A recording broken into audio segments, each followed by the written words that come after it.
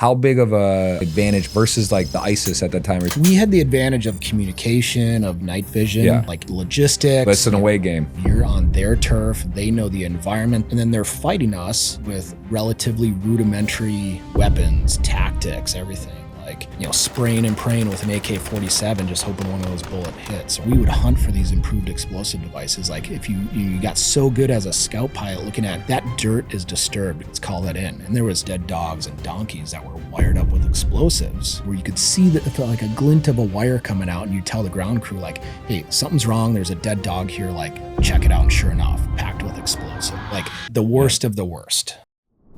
Welcome everyone, another episode of The Flow Show. This is number 214. I have the honor of having Luke Fischer in the building. Luke, who is the CEO and co-founder of SkyFi. We're going to talk about that and much more. But Luke, first, thank you for being here. Thanks for flying in. And well, it's great to have you. Yeah, it's super pumped to be here, and it's great to do this in Miami and do this. Yeah, super excited. Awesome. Well, so again, we are not a poker podcast, but poker-centric gaming.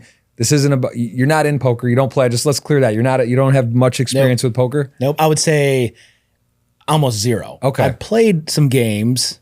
I think I want to play, but I think like, as we're talking too, there's probably the common thing is risk. Right. Maybe like I've taken a lot of risk in my life. Maybe that's a theme there because there's some risk for sure in poker. So okay, so we cleared up. We're not going to talk poker hands, poker winnings, all that. So that's that. But you have taken risk. You've been involved in a lot of different interesting things. Let's just give a light background on your story. Kind of obviously Bill Perkins, SkyFi, who's the co-founder, and I'm invested in and love it. And we're going to talk a lot about that. But give me your leading up to your whole life in a little bit of a short story. Give me some background. Yeah, what got me to SkyFi? Yes. So spent 16 years in the Army. So I, in high school, I was playing football, I was playing hockey, I didn't even know what the Army was. I didn't know the Army had helicopters. My mom worked at the high school, and she gave me some paperwork that said, hey, fill this for an ROTC scholarship. Oh, wow. Sure. Signed it. No idea what was going on. Where did you grow up? Where was it? Wisconsin, northern Wisconsin, right on Lake Superior. Yeah, Ashland, Wisconsin. Okay. And so fast forward, I got an ROTC scholarship. I went to Xavier University, started learning about the Army, found out the Army had helicopters. I was like, this would be cool. My senior year is when 9/11 happened. So that changed the trajectory of everything. Because normally when you're like at that time in the early 2000s, there was, you could join the Army. There wasn't really a lot going on. But 9/11, now that changed. And especially as a senior, you're like ready to go into the Army. And now that changed the dramatic course of everything I've done. So graduated, got branched Army aviation for the Army, went to flight school, and then... Were you always into aviation and okay. Nope. Never. So because of this sort of shifted into where they went? Everything. Yeah. I thought helicopters were cool as soon as I found out the Army had helicopters. My grandpa was a World War II pilot, but no history, nothing like driving me to aviation. It was a challenge, because it was hard to become an aviator. You had to have the health screen, and you have to pass all these tests to do it, and flight school is pretty challenging for it. So, so spent 16 years active duty in the Army, dozens of deployments all over the world. I spent most of my time in the special operations world.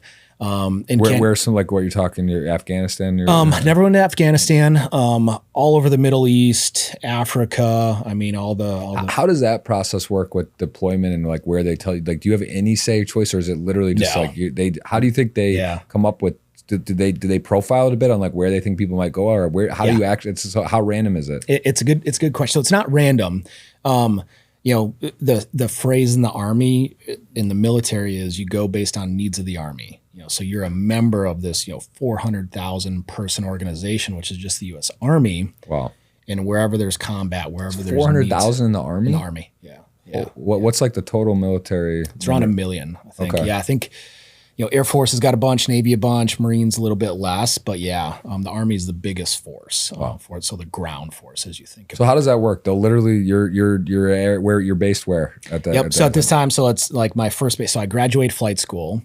In flight school, it's competitive to figure out what aircraft you want to fly. And everyone wants to fly a certain aircraft, and I wanted to fly a reconnaissance attack aircraft. Okay, it's called the Kiowa Warrior.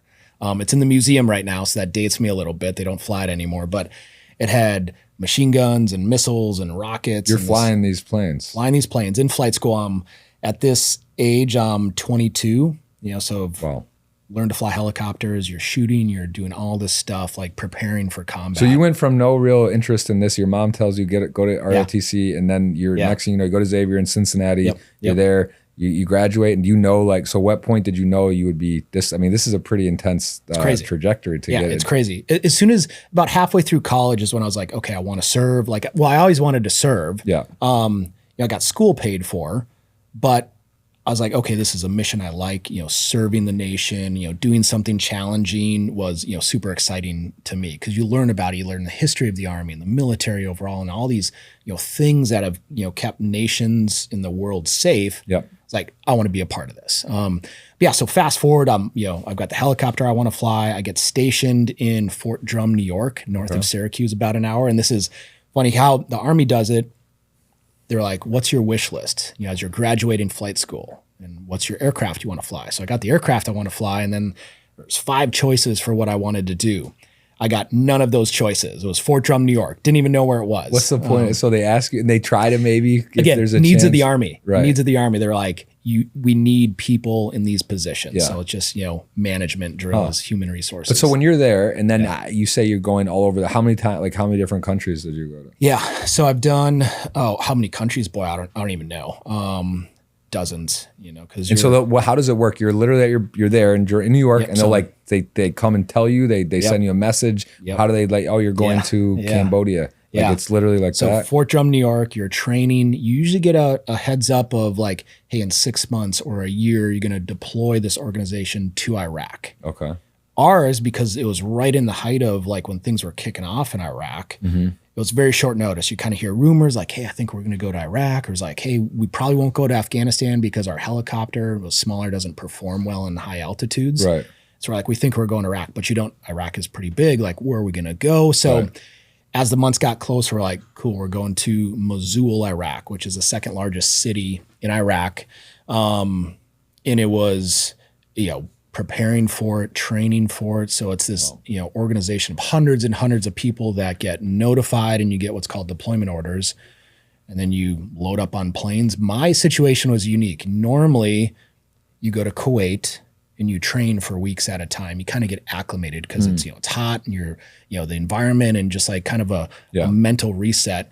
Ours was different. They're like, we need you to go right there. So we flew from Fort Drum, New York on a C-17 aircraft with a bunch of my helicopters underneath it, right into what's called Kira West. Wait, you fly on an aircraft with helicopters on the aircraft? These things are massive. No, it was a C5 aircraft. Okay. So there was 200 seats up top of this airplane, and then underneath it's this huge cargo belly, 9 helicopters underneath it, and it takes off. This thing's massive. Yeah, it's massive. C5. Have you ever flown on one before? No. And so what's that feeling like when you're going over to like crazy. Iraq and like you feel like you're in a, that's got to be insane. I mean, the adrenaline, the fear, but there's excitement.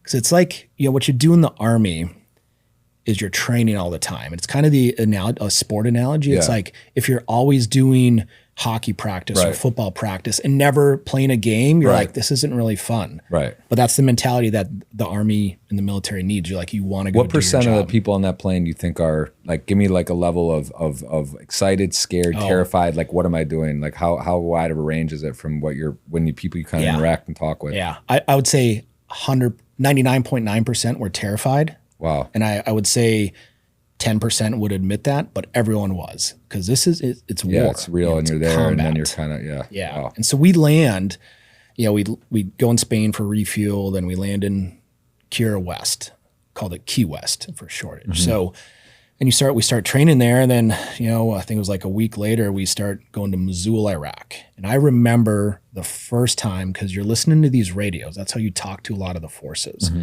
We have all these radios in Key West. It was pretty quiet. And I remember one time, me and my buddy, we were flying, and we turned to the radio station, the frequency that was in Mosul, Iraq, that we would be a part of. Yeah. And it was chaos. It was people like yelling, hey, we need cover. We're getting shot at, just like pure war. And we're like, goes to 100% of people. 100%. No, 100%. Everyone's now just 100%. like, well, yeah. If you're not. And at that point, like, if you get on a flight, they close the doors and it's like you can't deboard the plane. Like when you're in it, like there's no, do people, is it like I want to go home or no? Yeah. Leading up to it, people try to get out of it, like stupid ways. Stupid ways. Like they'll, they'll get a DUI or they'll, try to do, just say like, I don't want to go. But at that point you're going, like you have to go. And there's, but I'm saying once you're on that plane though, you don't get sent back. No. Right. Till the mission, till it's done, what you're doing there. Wow. And let me ask you a question about your mother, your parents, your mom.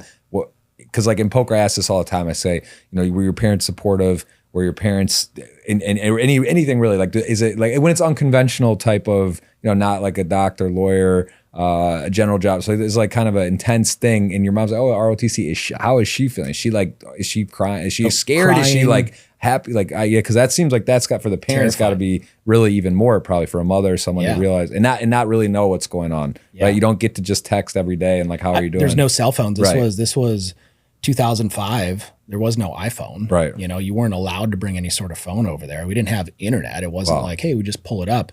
There was phone banks. Like, and you is she trying to tell you don't do this or don't go? No, I mean, she never said. I mean, she knew we were trained and ready for it. But again, there's that excitement side of it too. So I'm telling her about this, we're like, you want to go. Yeah. So it was totally crazy. And then my younger sister, who's 4 years younger, so I did a year in Iraq, that first one that I'm talking about, and it was pure combat. What's it like the conditions to live like at night and living there and like when you're there? Is it like a really? I mean, I've never.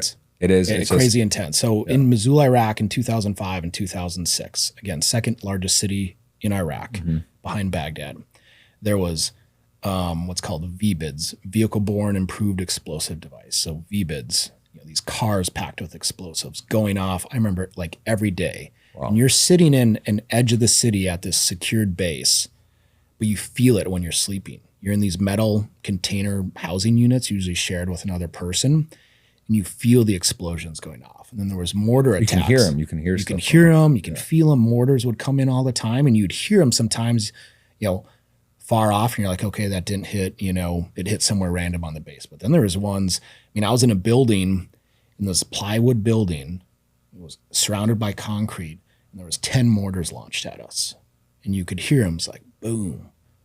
Boom, boom, and they just got louder. And then one hit our building that we're in. It was like out of a movie scene. It was like people screaming. There was like dust everywhere. There was like shrapnel. It was a plywood building with this like tin roof. So this mortar went through and just shrapneled everywhere. And so there was dust flying. And I had to get back on the radio to call the helicopters to go look for who was shooting at us. So I mean that was every day, like nonstop. So you're the adrenaline's through the roof. Like who's shooting there? It's like local. It's like yeah. I mean that's the tough part too. You don't even know exactly. Yeah. I mean there was the term ISIS is the more modern day term. It was folks that didn't want us to be there, but then there's this mix of folks that poverty is through the roof there. So other terrorist groups. What's the city like? I mean, you guys you're never going in the city, right? There's never like it's not like there's no touring. Obviously, you're not like going around to check stuff out or. Whatever. It's really just so you never did you actually were you in the city though? Would you guys like go in at all for stuff? No, I didn't. As an aviator, we didn't. But I mean, ground patrols would go through the city and we would support them. So that was a lot of it. So these ground units like infantry would go in,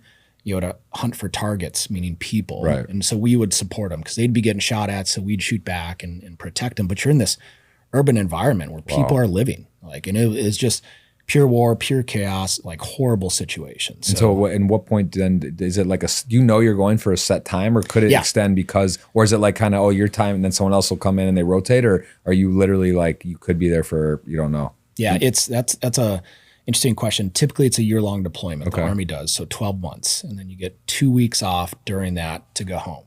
Wow. So you're there and you come back and go back within the year. Which is super tough because it's like just enough where you're like, I was married at this time, see the wife, hang up. But as soon as you're like, okay, I'm home and you're like almost decompressing, then you go right back to it. Wow. That's gotta be, I'm trying, I mean, that's pretty intense. That's really 12 intense. Months. And then what I saw too is this other unit, this infantry unit that was with us, they got extended and it was right at the end of their year where they had already started sending some people home.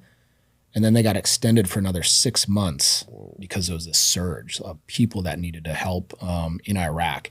I mean, I remember seeing grown men like break down crying because you're just like, there's nothing you can do. And they were calling people back that were already home. So think about it, like you're done, I made it. And hey, guess what? You got to come back. So that was I mean, that's what it was. And how about that? When people went home for those 2 weeks, was there any people that didn't come, or pretty much the stuff would not come back to then? I mean, I'm sure there were none in my unit. Yeah. People try to like make up excuses, like very, very rare exceptions, because they're just so mentally like, I don't want, the terrified part comes in. They're like, I don't want to go back. 'Cause I mean, soldiers of mine killed, you know, friends killed. Like that was just part of part of doing the mission. Did you feel a moment where you felt you were serious jeopardy other than just being scared generally? Like, yeah. And like scared is like a healthy scared. It's more like an alertness, you know. So I wouldn't say I was like scared. I was like ready to do the mission. Never once like hesitated. You always wanted to fly too as an aviator. Right. When you're deployed, you're flying your ass off. You're just flying nonstop. I mean, I flew every day for hours. Helicopters too, or helicopters? Yeah, all helicopters. That's all I did. And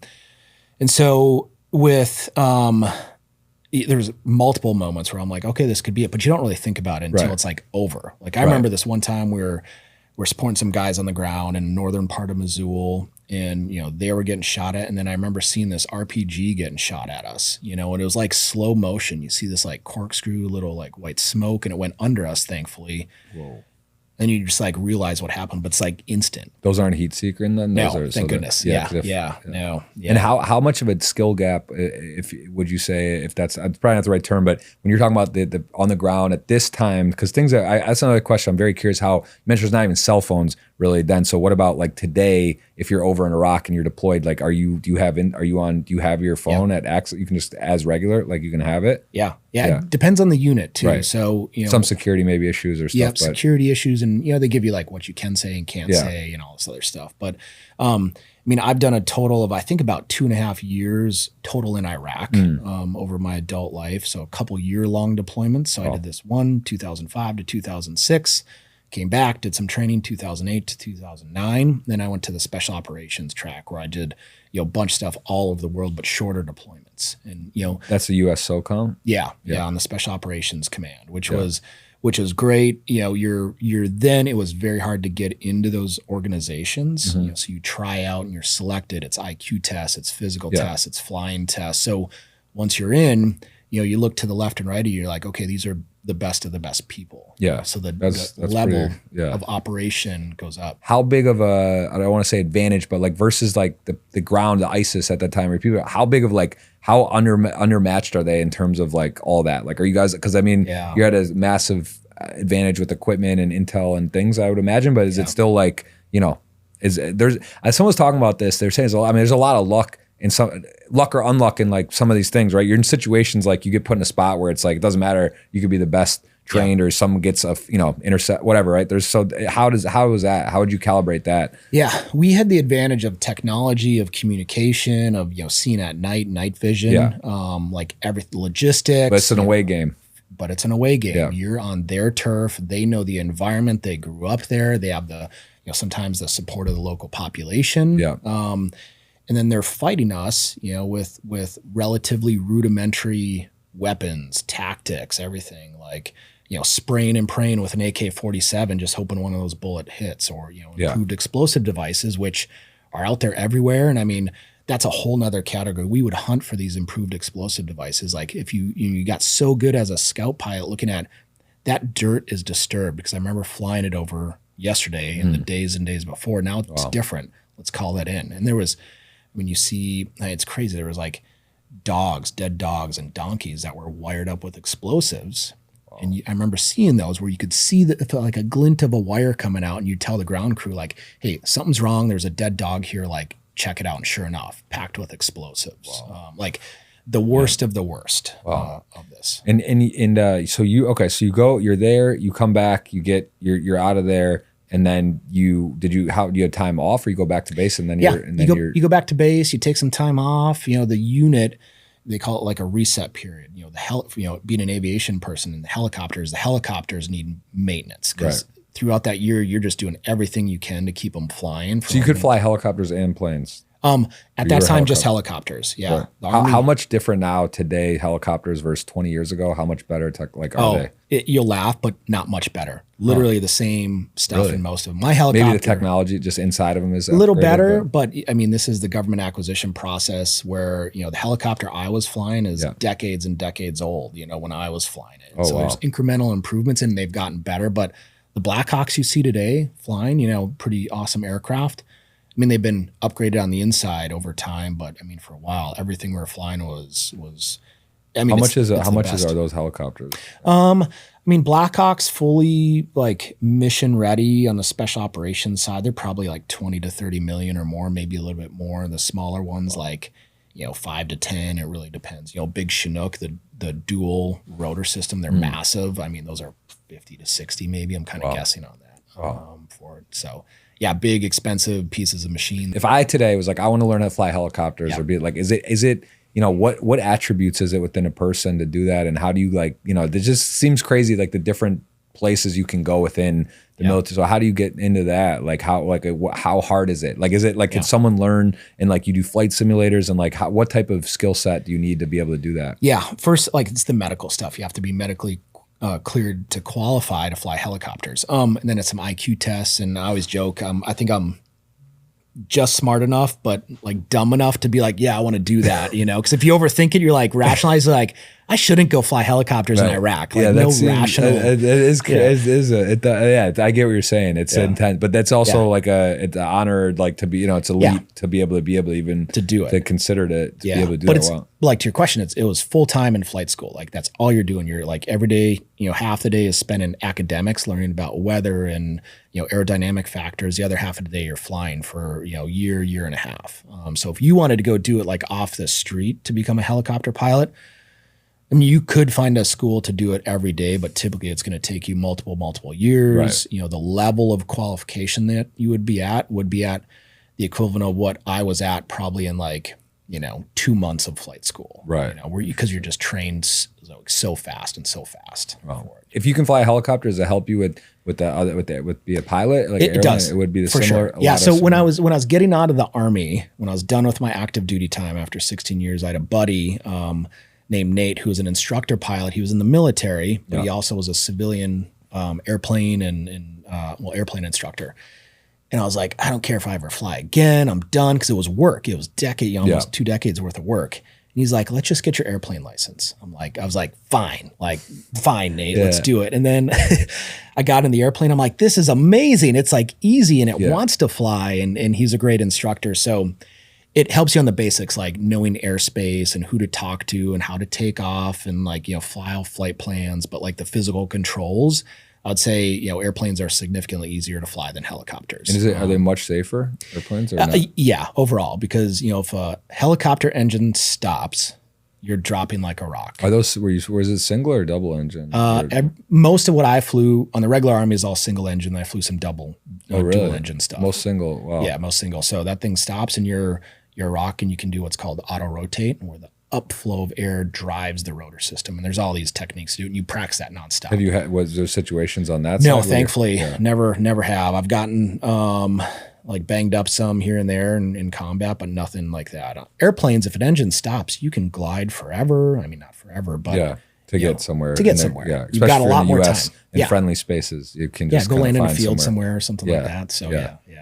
Huh. Interesting. I mean, I know Bill had a scare, and that's like I wouldn't say I'm scared of flying, but it's like helicopters definitely give me a little bit of a, like, you just feel a bit uneasy because it just feel, it's different. It's definitely different than a plane. Even interesting. So that's nice to not have, because if that, especially over there, like that's the thing too. If you go to something happens and you go to a spot where you can't get, that's I've had friends. I've had friends that have had that happen, and where they get like they've had to land, get shot down, or some mechanical failure, and they have to land in a city or in some environment, and then you've got a whole city of folks that don't want you to be there looking for you. And it's pretty bad. Crazy stuff. Crazy stuff. I'm trying to think of that movie. I think we were talking earlier at lunch about, but it's a different. There was like another where, like, it wasn't Black Hawk. Black Hawk Down was a blockbuster, big film, and but there was another one that was like that. I thought it was like a crisis where something happened and they had to sneak them, they disguised them, and then got them out on a plane. And oh boy, you don't know what I'm talking about? It was a pretty like mainstream movie. It might have won some awards, but it was like, I might have it mixed up which country it was, but it was like definitely where they had like the diplomats were there. something changed, and then they had to like disguise them. They like snuck out, and then they got them on a plane. They used fake. They had like a Hollywood like movie directors go over it. Argo. Which was that? That's a completely different. That's in the Iranian situation. Iran, which was the genesis.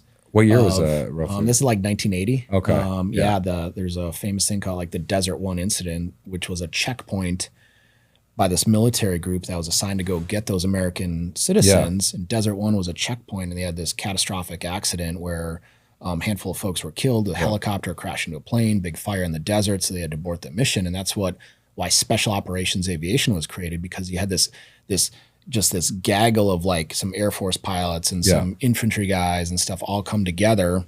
No one trained together. They weren't working together. It'd be like you and I showing up in the middle of the night going like, hey, let's like figure out how to do this mission, which is not the right way to do it. So like you need dedicated forces. That's how special operations. And that's where you were working. That's when after you got back, you started working. Yep. After my second year-long deployment, where I was like, I do not want to do this again. I want to go to somewhere like, different, like more elite. And I got a random email from, bland email account like, hey, would you like to try out for this like special operations thing? And I'm like, yes, did it. And that was phenomenal. I spent about 9 years in that side of the world just doing, really unique stuff, really fun, working with like the best of the best. Trained by some of the guys, like you're saying, that were in, the Black Hawk Down scenario in Mogadishu, where you're just like these life experiences and aviation knowledge just gets like dumped into your brain. And it was awesome. Phenomenal. And how far ahead is the military technology than like what we're seeing? Because I hear people kind of speculate, or it's 20 years ahead or 10 years ahead. Because I mean, it is getting kind of gnarly with AI, as we're going to talk about SkyFi and technology and stuff coming up here. But it does seem that, I'm sure you got to privilege to some, I don't want to say secrets or things, but it's like, is it like shockingly ahead? I mean, could you put like where they actually are like privileged by a certain time period? Yeah, I mean, I don't know how many years, but definitely like the military technology that you see in the special operations unit that you have access to, and the intelligence and the information, I would say it's years ahead, but typically it's the technology, like the best weapons, the best night vision goggles, the best helicopters, like the best whatever you're talking about,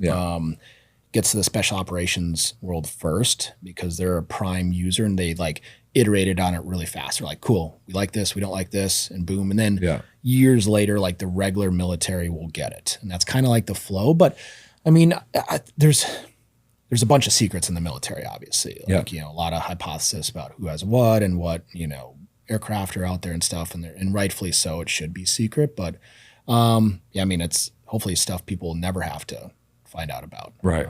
Not to go dark or crazy, but before we get into the other stuff, like, it seems, it's always good cop, bad cop, just like any industry, right? There's people that are doing nefarious things that are taking advantage, like kind of technologies here or there, who gets to use and do. It does seem, though, at some point it gets a little bit scary when you start talking about people that are looking to do bad things that have access to elite things. And it's like, at some point, like, okay, you could have great security, but they also have great, like when, if you were battling there, like with these guys and in there, and they have like all like the certain technology, you'd be like, couldn't even go there, right? Because it'd be like, it doesn't work. So it's like, at what point, is there, do you see an inflection point though? Because it does seem like the world with AI, with what's happening, it seems, and again, just seeing like basics, like not really diving down the rabbit hole, but it does seem, do you ever think about that? Like even just like with airline and technology and like, air traffic control towers, I always think about stuff like, man, like at some point you just like can jam frequencies, or, if you can mess up at some point technology where they're able to like, that you just couldn't fly, right? Like it's like if you can just like take away communication or hit a jammer or frequency somewhere, like you literally just wouldn't be able to fly anymore, because like it's dangerous. So it seems like, I just feel like what's going on in 10 years, 20 years, 30 years, when we're talking about, hopefully world peace and things calm down, but it does seem like there's more and more sort of disruptions and alignment and disalignment. And so I don't know, do you have any thoughts on like that with technologies? It's scary at some point with that? Yeah, it is interesting, because there is a lot of scary stuff. Like, where I remember on the aviation side, it was 2 years ago, I was flying, I had a small plane that would fly around once in a while. I think it was a software update in like the ATC world that didn't work, and it shut down nationwide for hours. Like literally, people couldn't file flight plans. You couldn't track when it flights. wasn't scheduled, like, hey, we're going to be offline. It just like it happened. It was like boom, and they couldn't control it. They're like, everything in the U.S. stopped. Wow. And it was like, that's all it took was like a software. And I think it was a software, something minor where it was a mistake somebody made. You know, I worry about, you know, that a little bit more, but I know we have like the best cyber protections out there. And, you know, people are constantly evolving, and the best of the best, you know, at these agencies, that's their whole job. And they're, you know, I think, you know, thankfully most of the US population doesn't need to worry about it. Yeah. Because there's people that devote their life to it. But yeah, I think it's inevitable with like AI and like the disruption you can cause. It's just like you said, think if you just shut down Miami's control tower. Right. Like, that's what I'm saying. Whatever. Or shut it down, or you know, some way where all of a sudden you're just like, okay, what happens? Like lock the doors through a remote device where it's simple, you can't get into the building. Right. Well, what happens then? Everything shuts down. Like those little things. It is crazy to think what'll happen. Yeah.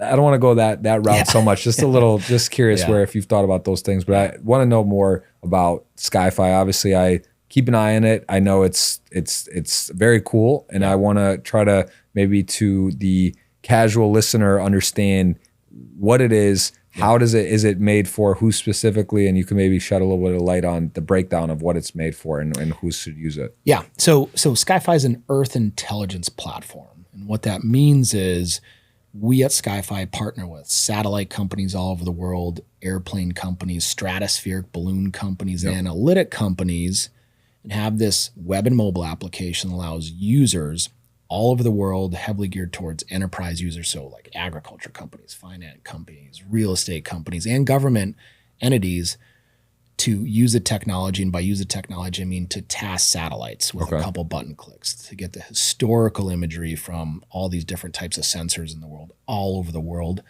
and apply analytics to get business results, you know, intelligence of what's going on in our planet. So, and what can you give like a breakdown? Is it with government, agriculture, recreational, like what type of right now, and where do you see it going percentage wise? Yeah, so we have tens of thousands of individuals that are registered users on SkyFi, and they're using it for things like, you know, taking pictures of Miami and they're like their house and stuff, which is interesting. But the majority of our revenue comes from enterprise users, big agriculture companies, mining companies, real estate, finance companies that are using it for things like getting the moisture content of soil, building count, mineral detection, looking at, you know, are these LNG facilities on, where are the fracking crews in the Permian Basin? So these, you know, really like sky's the limit. And I like, pun intended, like some of the use cases are just bizarre, like not bizarre, but interesting. I never thought would happen is like we had a pool manufacturer, one of the largest in the US, start using us because they can look at who has pools, who doesn't. So let's target market those that don't have pools. Interesting. We had an agriculture company that looks at, you know, these big massive livestock farms for cows to see if the cows are standing or laying down. Well, if they're laying down, they're probably not getting fed appropriately, and they want those farmers to feed and not like siphon off the feed for the farm. So they want the good quality beef to come out. So on and on and on. And is that from 2022 or when it started, like when it was launched? How has the quality and the imagery, satellite quality gone up? Because I remember we were talking with AS Roma and we're looking at sports stadiums and some stuff with that and that kind of mementos sort of piece. And now I think it's changed where it maybe wasn't quite ready, and it can be with cloud cover and stuff, and now it's getting better. Like, is it just always improving? Is it literally, is that how it is? It's just getting more direct, more quality image. Like how has that been shifting the last few years, and where do you see it going? How much can it do? And is there a ceiling, or is it just going to always get better where you could like literally see, you know, someone on the ground? And that'll take me to the next question about security and how that all works. But what about the quality of the satellites? So it's constantly getting better. So we launched our first product in January of 2023. And within 2 weeks, we had users in 182 countries. So like this adoption where, you know, when Bill Perkins and I started this, we're like, do people want it? Do people want it easy? And, you know, part of the value that we provide is you don't have to have an annual contract. You don't have to spend a ton of money to do this. If you want the free data that we have, great. Come on the app and use the free data. Like easy. So we broke down the barriers to entry. When we launched, we had a few satellites that our users, customers could use. And since then, every month, almost every week, more satellites are joining our platform. More analytic companies, so more solutions to drive businesses are coming. The resolution, so what you can see from satellites, is getting better all the time. And then more importantly, the delivery mechanism. You know, when satellites first came out, it's crazy. They used to drop canisters from space, and these planes would then go pick them up with these parachutes. It's crazy, like how they. That's how you'd get the literal film from these satellites that were going. Now I can pull up my iPhone and push a couple buttons and task a satellite that's flying around, because there's thousands and thousands of satellites. And thankfully, guys like Elon Musk, SpaceX, the cost is getting cheaper to get to space. So that means there's more companies that don't need as much money that can build satellites and launch them to space. And the quality is getting better. So where we're going, there's some phenomenal companies coming out next year for launch. One is Austin-based with me, good friends of ours, this company Albedo, which will have the world's first 10-centimeter resolution. And what that means, you don't have to be familiar with like 10-centimeter and 1-meter resolution. It means now you're competing with what like drone imagery looks like, where you can see is like, it's not, used to be like, well, I think that's a blue car. Now you're like, hey, that's a blue Tesla. So that quality, and it's only going to get better and better and better. This plane that disappeared, that was MH370, or I forget, that was, what year was that? Like 18 or 17 or something?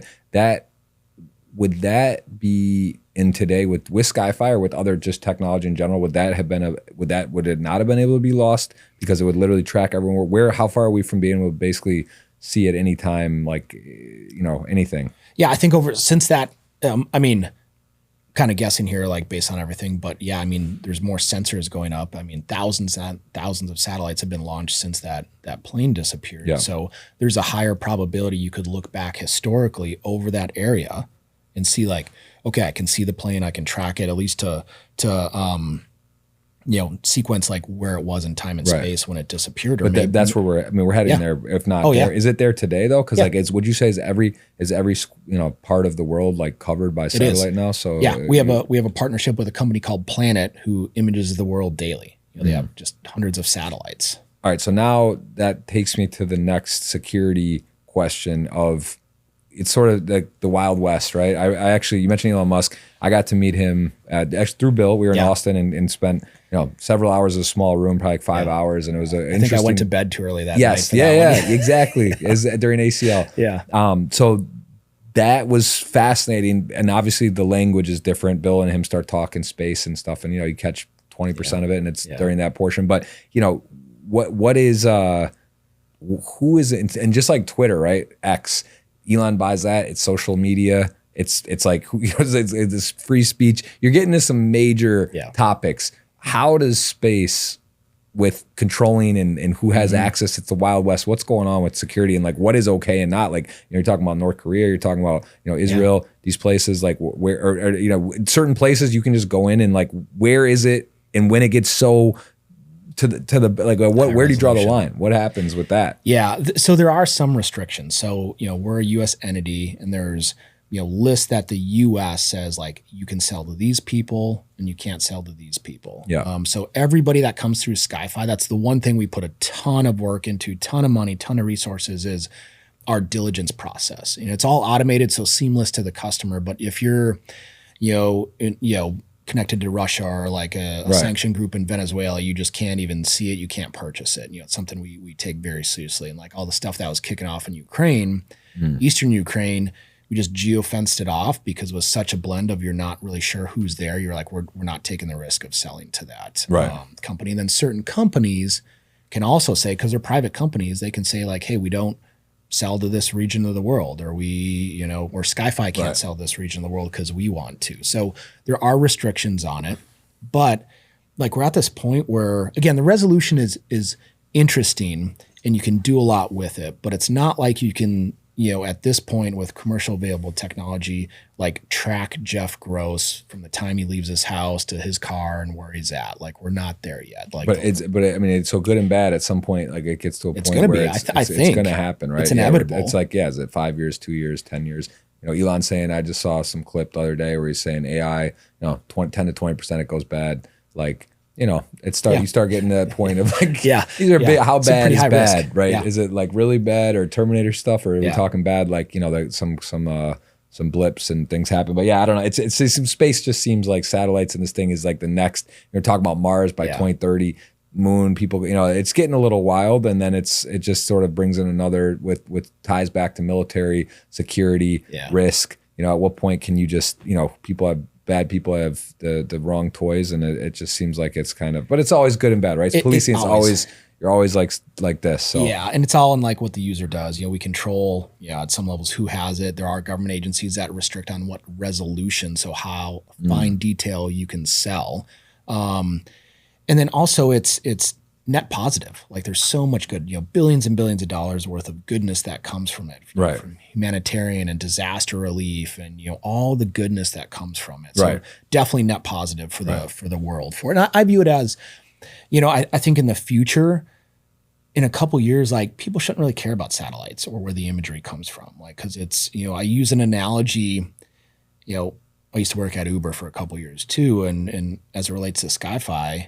Right now we're in the world of people want to know like what type of car is picking them up in the equivalent world for the satellite imagery side. Whereas like when I use Uber, I don't care if it's a Toyota or Ford that picks me up. I want my ride from point A to point B. Well, in the satellite world, we're almost to that point where like people don't really care where the imagery comes from. And that's how we designed our system.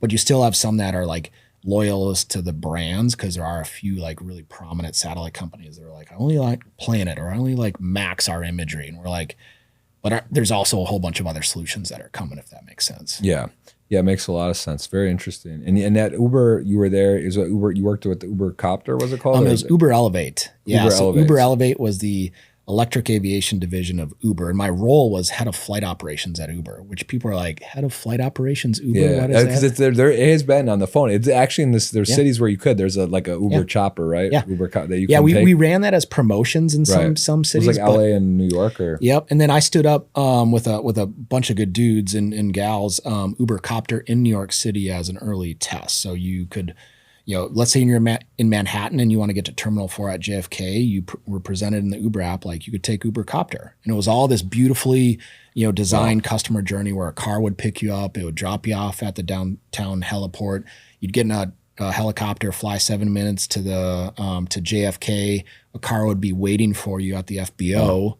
And then you go to your terminal. And so that was how long was that? It was a limited time. I think we ran it for like a year, maybe a little bit less.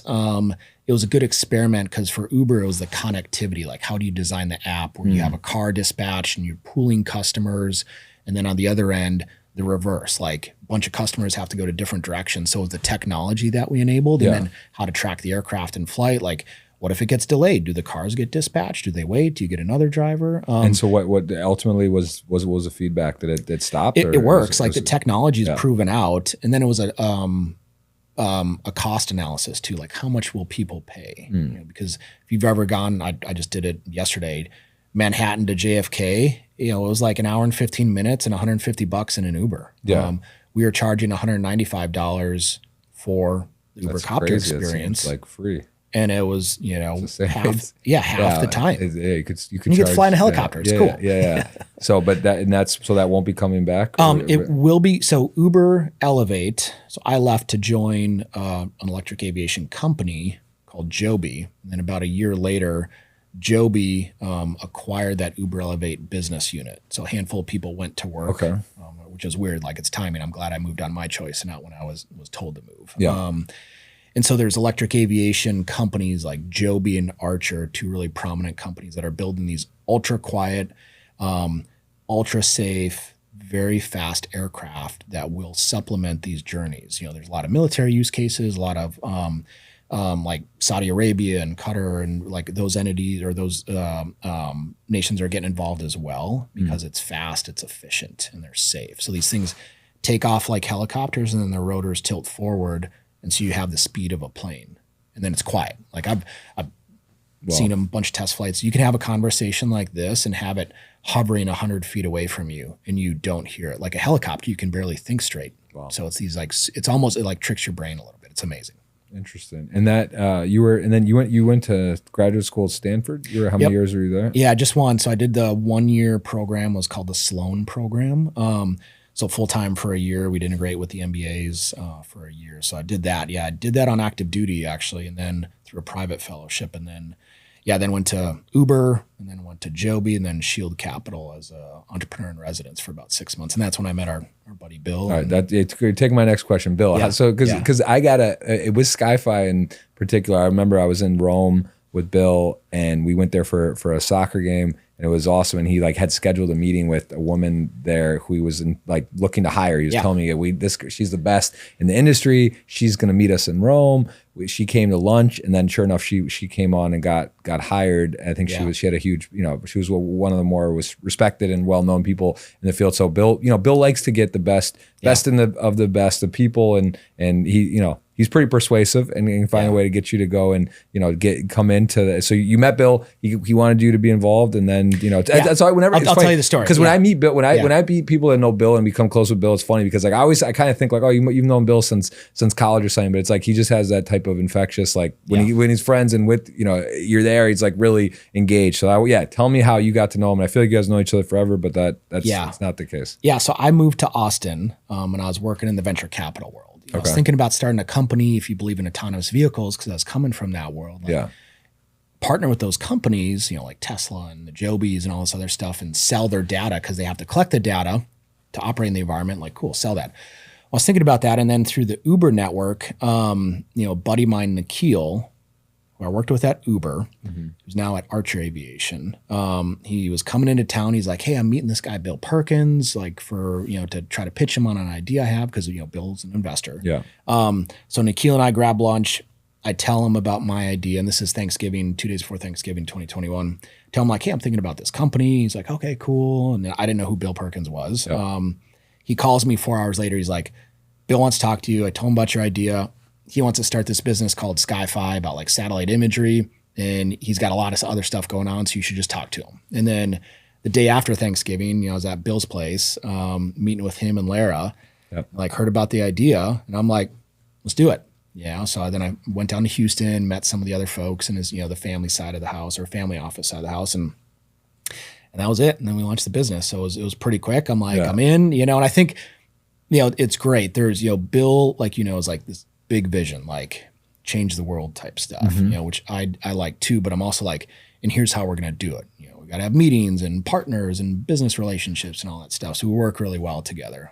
That's awesome. And how in business, it's interesting because you kind of understand, you start to realize how hard it is to get things to work. So much has to go right. There has to be some luck. You have to have great people. You have to have, unify. What has been the biggest challenge so far with this, and maybe something that you thought would be really hard wasn't, and what you didn't is? So give me a little bit of the trajectory so far. I think that the biggest challenge is, what we are trying to do is largely we're dependent on our partners.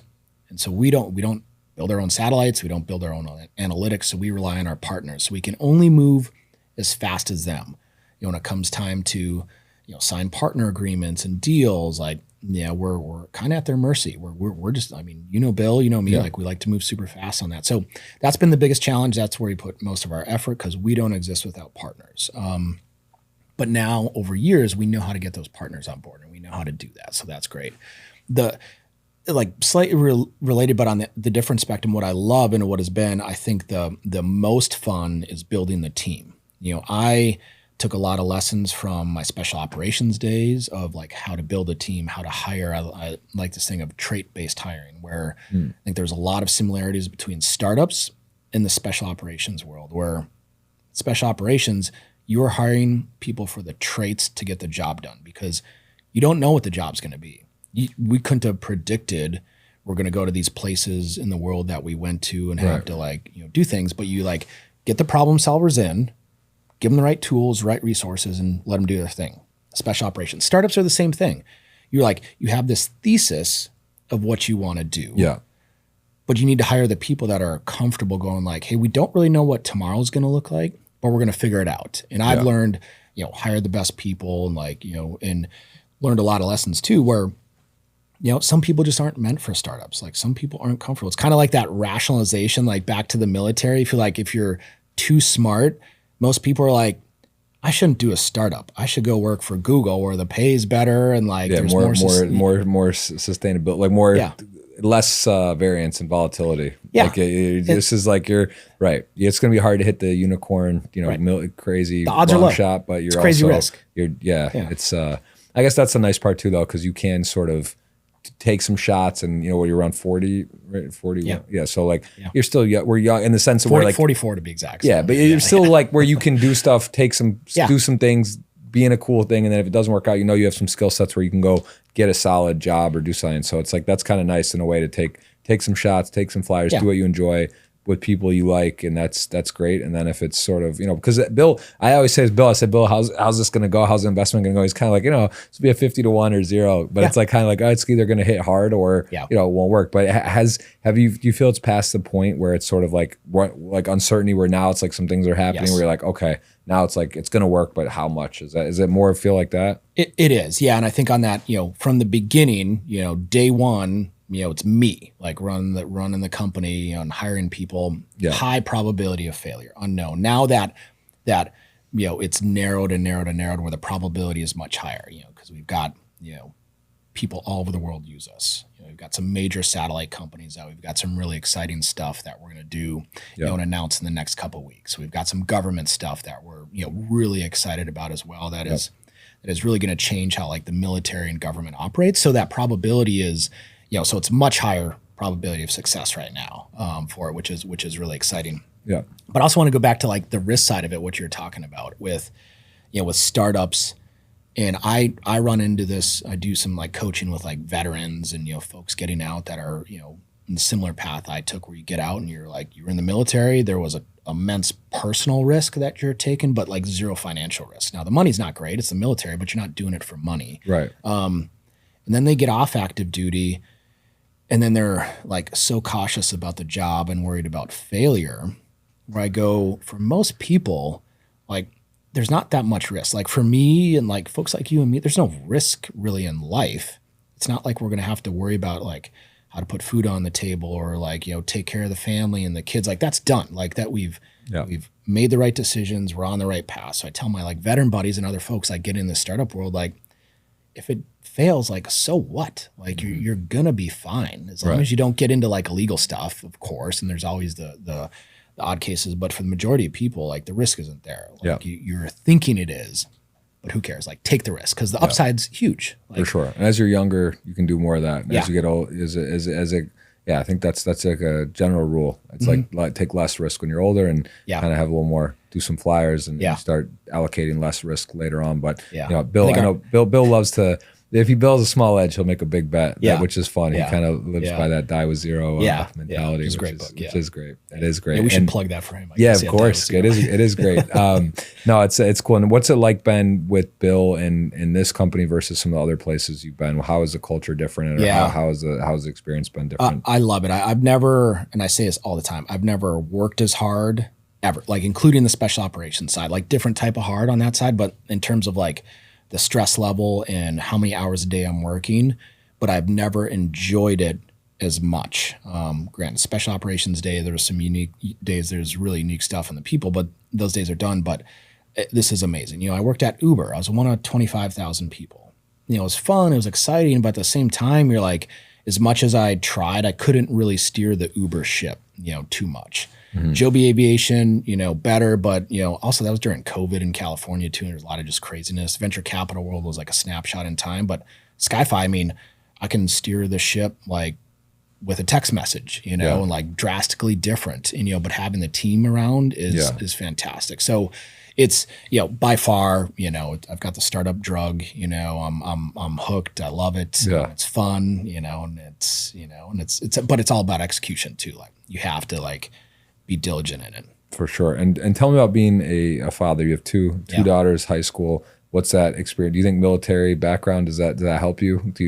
Oh boy. I don't know if I've so senior in high school and a sophomore in high school, two daughters. And they know I was in the military, but for most of their part, like they were pretty young still. Right. And they I didn't really wear a uniform. So I didn't have that traditional, like put on the uniform and short hair, which was nice. So they kind of, I don't have a lot of like memorabilia in the house. I just don't. But I do think it made us strong because we did have to move all the time. Even though I was kind of based in Virginia for a while, I'd go like to a year-long school and like some other training and be gone. So my oldest, by the time she was a freshman, when we moved to Austin, she was going to start to be a freshman. She had moved 13 times in her life. Wow. And so the longest she's been at one school was 2 years. So we're like, that was part of our calculus for getting off active duty. It's like, we owe it to the family. I've done dozens of deployments all over the world. Let's have our daughters at least start high school somewhere and finish high school somewhere. So that was great, like on the military side of the house. But I love it. I love being a dad. We're on opposite ends of the spectrum in terms of age, and it's just like the challenge as they get older and they start talking, and then they start talking back to you and challenging you, and like now we're in the college search phase and application phase, and my youngest is a pretty high level lacrosse player as well, so we're like traveling all for that. So I love it. It's challenge, but it's same time. But then I'm a startup founder, and so there's like tell me that. I guess I want to understand that too, because I have a 5 and a 1.5-year-old. And same thing, I'm not a startup founder, but I do investing, I'm traveling, things, and it's like kind of, you feel like you're in is that challenging where you want to be, the best father you can be, the best role model, all these things, you want to be involved, active, understanding that these times only come once, but then also like, well, you've worked hard, you've done a lot of stuff, and now you're in a spot where you're working at a, end goal of, they say when you're older and on your deathbed and these things, if we get to be on a deathbed, hopefully with the world's kind of getting wild. So who knows what's going to happen. But the point being that when no one really is ever like, I wish I had more money, or I wish I did whatever, I wish I took more Zoom calls. So it's like, I don't know, that sort of aspect of that. Like, how do you grapple with that sort of side of it? Good question. So I think I could always do more as a father. I think that's the thing where I'm like, I wish I would have done this. But I think overall, I'm ton of family time. We're a remote company, which is nice. So I spend a lot of time with the family, and my kids are crazy busy too with everything. So it's I feel successful. I could look back right now and be like, kids are great. Like, marriage is great. I've been married 22 years. So like, a lot of success where I look at like strong family, and everything's going super well in that direction. That's awesome. But it's a challenge because there's definitely, my wife, thankfully, is my much better half, where, I could be on calls all day long and she'll come in and be like, that's enough. Like, come out for dinner. Yeah. Like, Roger that, boss. Like, yeah. That's good. Yeah. But I think we all think we could do more with the kids and stuff, but it is a balance, right? That's a harmonious thing where sometimes it's going to be more business and traveling. And then sometimes I think one of the biggest things about being present, and that's the thing, if you're able to be home, and when you are home, to make some time. Do you have any rules like that as a startup founder type where, hey, I put my phone away for a couple hours, or this is when I know I get to see my daughters most days, even if they might have practice, or it's not always like that, but do you try to block off certain periods? I would like to say yes, but I don't. Okay.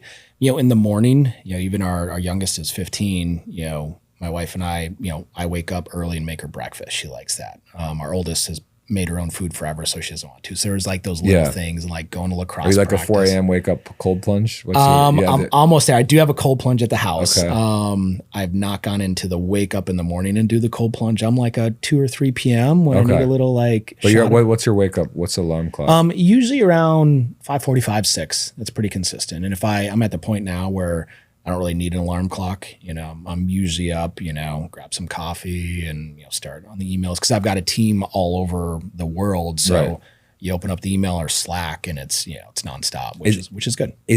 Do you find that to be, because it is also, I find this fascinating how business was done. Even you mentioned 05, 06, how there wasn't cell phones when you would be over there in Iraq or somewhere. But now, when we were kids, or when it was like, there wasn't cell phones to be in all these distractions, or as a business person, that there kind of was like 9 to 5. Like I remember my dad worked at Ford, and it would be like, he would be home on the weekends, he'd get home from work, we'd have dinner, and it was that. Now it's like, you're always kind of on. And that's the thing, right? It's hard. You have a hard time shutting it off, because like, especially with that's unique, that you are dealing with all different time zones all the time. So do you kind of catch yourself, like, go to bed? Or you like, is it like that? Like as you're going to bed, you're trying to catch up a little bit because it's someone's morning. Like, how do you deal with that? All the time. Yeah, nonstop. And then It is bad because it's crazy to think about like 9 to 5. And like even on the military side too, when I was in the Army, like you were done with work, you're done with work. There was no physical way I could do my work, check my email. Yeah. And then that started to change too, where even on like the classified networks, there's ways to have like computers at home so you could always be on. And I remember, my wife and one of my other buddies' wives would like complain. And we're like, oh, great. You can take your work home with you now. Great. That's fantastic. Yeah. But yeah, it's a challenge. I'm on all the time. Like what I try to do is for me is like try to have Saturdays as a day where I'm like, especially not messaging the team, because, they also, try to give they'll respond. I'm the CEO. If I send a message, people are generally like, oh shit, something's got to happen. So I try to do that because I know what that's like.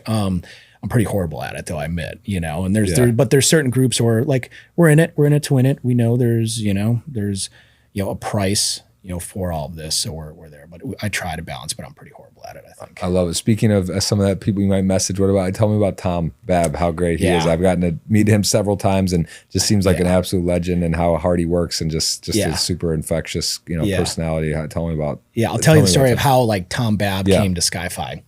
We were actually working with his sister, Claire, at this marketing firm. We're testing out some paid ad stuff and like experimenting. And we didn't have any, it was early days. Like we didn't have any marketing people. It was just like me and Bill and a couple others. And his sister, Claire, was like, hey, you guys need a marketing person. And I'm like, cool. Who do you recommend? She's like, my brother. And I'm like, okay, let's chat. So she connects me with Tom and we opened up a role for marketing, started interviewing a bunch of people. And then, I'd interview Tom and I'm like, this guy's interesting. Like, what is it? Like his story and his, and I'll talk about, cause I know he's open about it, but, it was the easiest hire I've ever made. I think, cause I'm just like, here's somebody who gets it, gets to understand marketing, is driven. And then to find out he's paralyzed, like in everything he does is with voice control and head tracking. And you've seen the work he's done and worked with him. I mean, it's phenomenal. Yeah. Like this human that is just like, brilliant. And he's, got some challenges in life that most people won't even, comprehend of being able to do a fraction of what he's doing. So hired him and he's just, he's our head of marketing. I mean, all of our social posts, which is in our growth has largely come from our social media awareness across the world. I've had, 3-letter government agencies and major multi-billion-dollar corporations go like, hey, Luke, we follow you guys on, Twitter and LinkedIn, and that's how we got to know you and we get your updates. Even though they don't engage with us or like or comment, they're following it. Yeah. And that's our secret weapon, like most of these geospatial companies have no idea about social media and they're like very controlled and like 2 people can approve it. So yeah, but it's funny is, so Tom started working with us, like awesome, superstar. And then a couple months after he started working with us, he's like, hey, Claire wants to come work with us, his sister. And so Claire works with us too, and she runs all of our customer support and our operations stuff. And the 2 of them are superstars. That's awesome. Then at one point, family came to visit, and his dad was using my office because he's a software engineer. He pivoted like during COVID and became an engineer. So at one point, we were on a Zoom call. I think Claire was on the Zoom. Tom's dad was in the office and Tom was in the office like working. I'm like, let's just like, where's Krista, your mom? Like, let's get her into the fold. That's awesome. Yeah. And how has that grown in terms of the number of people? Yeah, 35 total. So all over the world, we got a good group of developers in all over Europe, East Coast, West Coast. Like we figured out remote. And I think there's a lot of people that are like, the best way to do it is in person. And I'll say it depends on the company. Right. If you're a hardware company, of course, that makes sense. But if you can figure out remote, like I like to say, like I've hired adults and mature people that, I don't need to tell them like, hey, you need to log on from 9 to 5. They want to do it. And tell me, so I think I sort of asked earlier, but just if you were to get today your breakdown, the pie chart of users and what people are purchasing or using on SkyFi today, and how do you see that shifting in, let's say, 5 years for SkyFi? Yeah, good question. I'd say in terms of revenue, majority, 2/3 of our revenue is commercial right now. Big enterprise users, agriculture, commodity traders, like on and on and on. It's shifting to government because what we've developed, very unique applications for the U.S. government, where I liken, I say this quite a bit because it's 100% true. My teenage daughters can order a satellite image while they're eating their breakfast from their iPhones in the morning. A soldier on the battlefield cannot. And that is a, like what we're talking about technology mismatch, like the commercial innovation world.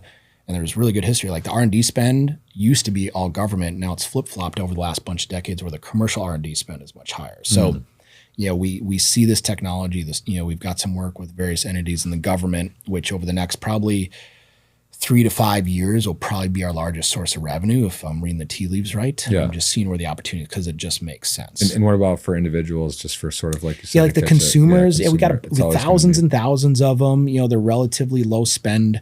They want images, like kind of the coolness. But then there's a lot of people that are doing research on it, on the onesie twosie, side of like purchase images. That'll continue to grow. And my goal is where people aren't necessarily getting the imagery, they're getting the answers from what comes of the imagery and the rich data that comes up. Imagery will always tell a great story, visually seeing what's going on. But it's about the answers from that data. And what, in terms of price point, if your daughters or myself wanted to get Miami Beach or, go on vacation, take like a snapshot to memorialize it, like what type of price point would that cost for sort of an image? And is it something you get sent? The SkyFi actually physically, will it send it to you? Or you can print it, or you get send it to you. We can do both. We opened up a store where you can print imagery as well. It gets sent to you via email. There's very robust packages where you could then send it to yourself, because it's high res enough. It starts at $0. Like you have open data. The con of that is the resolution's a little bit lower, but again, it's free.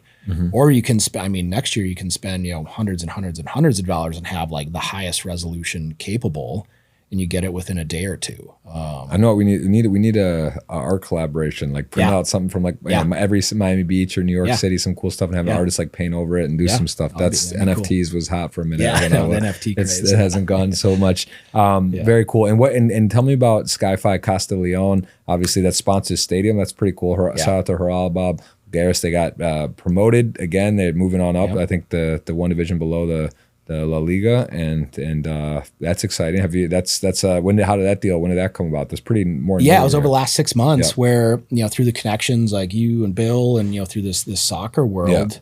We have SkyFi Stadium, and it's great. It's kind of I haven't been there. I need to go there. I haven't been there. I want to go out there.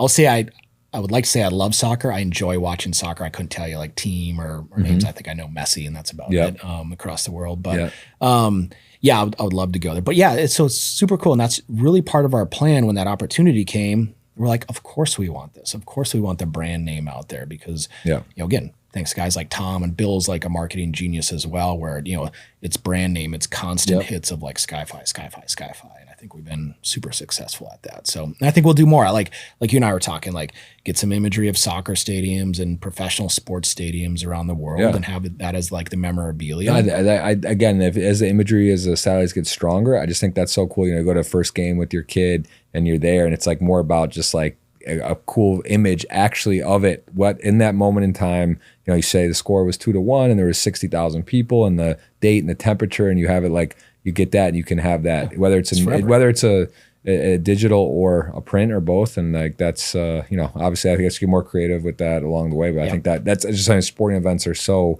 Even if it's a dome or it's indoor, it's like it's okay. Still, like what was the sky like at that time? Was it a day game, a night game? What was going on? And just kind of a cool imagery. We did. With that. Similar, there's a big air show in Oshkosh, Wisconsin called EAA Air Venture. So Air Venture, and it's Oshkosh, Wisconsin. It's this big airfield. Normally, there's like maybe a couple planes there. When Air Venture happens, there's 10,000 planes that fly in from all over the world. So we took these before and afters, and it's like, oh, that's cool. It's like memorable. So all these pilots and people are buying it. Like I see my plane. I was right there. So the soccer stadium stuff is kind of the same thing. Like we're gonna get to the point. Obviously, if it's not covered, to be like, there I am. Like you can see me in this stadium. Yeah. Is the resolution getting? It's going to be like what I see coming down the pipe. I mean, it's only going to get better and faster and cheaper. So one of the last questions I want to ask is, we talk about security and big government and such. What about privacy for individual users? And at what point does it get too crazy where someone could literally like see in your house? Then it could be a security thing as well. But I guess like let's say privacy within individuals. Yeah, we get, occasionally questions about like, I don't want you to take pictures of my house. And we're like, that's not us. Like go to Google Maps. Like there's, government and everything else is already out there. It'll be a while before like you could, I mean, you're not going to be able to see like inside houses, drones, like you can rent or buy your own drone and fly it around. There's definitely a lot of rules behind that. And you can look into people's houses, which is not allowed. So there's always going to be people doing nefarious stuff, but I think we're at the point where the technology is so controlled, it's watched, there's government agencies specifically for that where, because there's national assets that, blow away the commercial capabilities right now, but they're very controlled. So we'll start seeing that, and regulations will come. Space, like you and I were talking earlier, is the wild, wild west. Up there, and this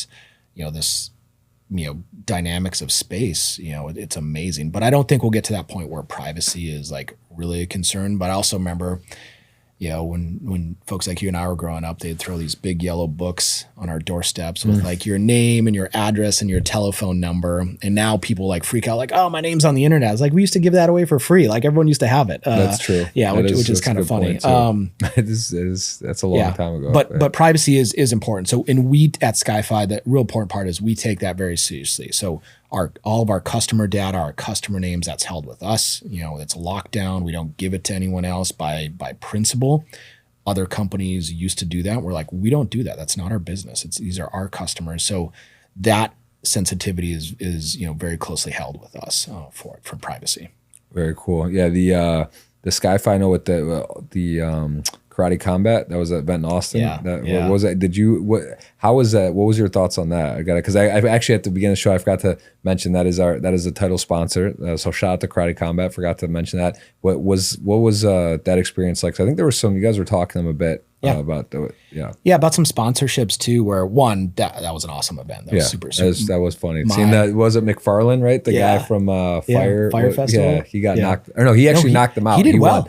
He won. Great. He did fight well. Yeah. I'm a fan of Karate Combat because of that. So thanks for the invite on that. So we talked about them of like providing imagery in the backdrop, and if I remember correctly, that Austin event was like kind of space themed. Like the banners that they had was super cool. And myself and Tom and a few of us are like into crypto a little bit, like dabbling. So it's like really interesting to see where this comes from. Especially on blockchain when you start talking about like satellite imagery and how to authenticate satellite imagery. Because now with AI, like, what if I put out a fake satellite image? Or like, how do you authenticate this? So that's an interesting like topic coming up. That's actually speaking of AI.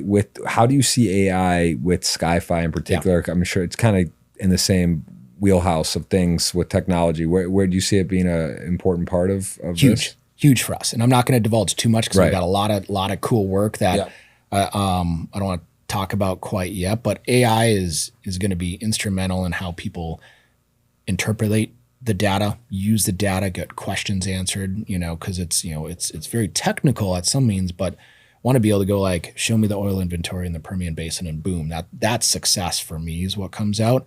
But I've seen it. Over the last couple of years, I've had companies come to pitch to me like, hey, we can do this thing. And then it's all smoke and mirrors, and it's not substantive. So we're taking a lot of efforts internally to do it on our own. And we've got some great partners working with us. So I'm super excited about it. I think it's a natural evolution. I think there's companies for the most part that will use AI, and then those companies that will be bankrupt because they haven't used AI, especially in our industry. Makes sense. My last question is the best thing and worst thing about being a CEO, startup founder? Yeah.